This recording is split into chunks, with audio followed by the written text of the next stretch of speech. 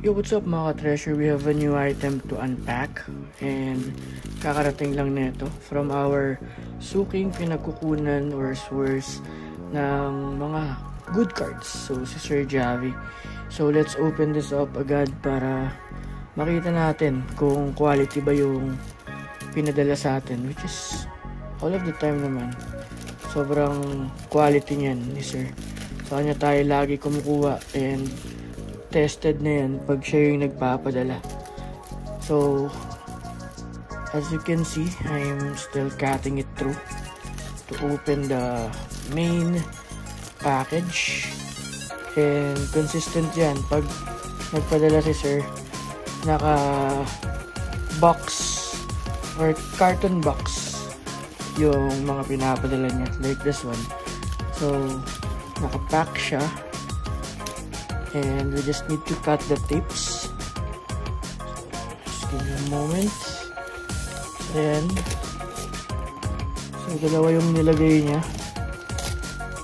So, i-peel na lang natin yan. There you go. So after yan, expected na yan, meron yung mga karton sa paligid. Like this. For protection.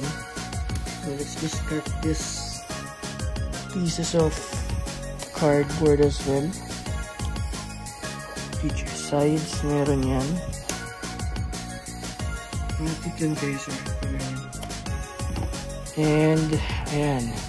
So, ito na yung set of new cards na pinili natin sa kanya. So, what we have inside are, there you go. So, dalawa to. And let's go and pull it out. Medyo cut na natin yan. Ayun. So, you have two cards here. Both, I think, inserts. So, both good cards. So, isang Stephen Curry na instant panini card. So, moments yan.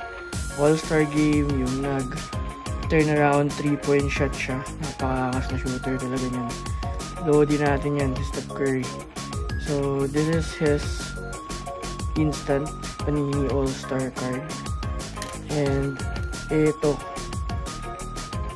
Olympic Trio, Monster Trio ng USA. So, si Slim Reaper, Kevin Durant, the King, LeBron James, and of course, our idol, favorite player, the 3-point king, Stephen Curry. So, yun lang guys, na share ko lang. So, these are our 3 main new cards right now. So, kung gusto nyo, I suggest you send me a ping, you PM me, I will send you the details ng pinagkukunan natin. Kasi sa kanya ko lahat nakukuha itong mga ganitong uncommon cards. So, it's either mag-pre-order ka talaga, direct yan sa US, or sa reseller ka nakukuha, which is tatagayin ka sa price. So, ayan lang again, na-share ko lang.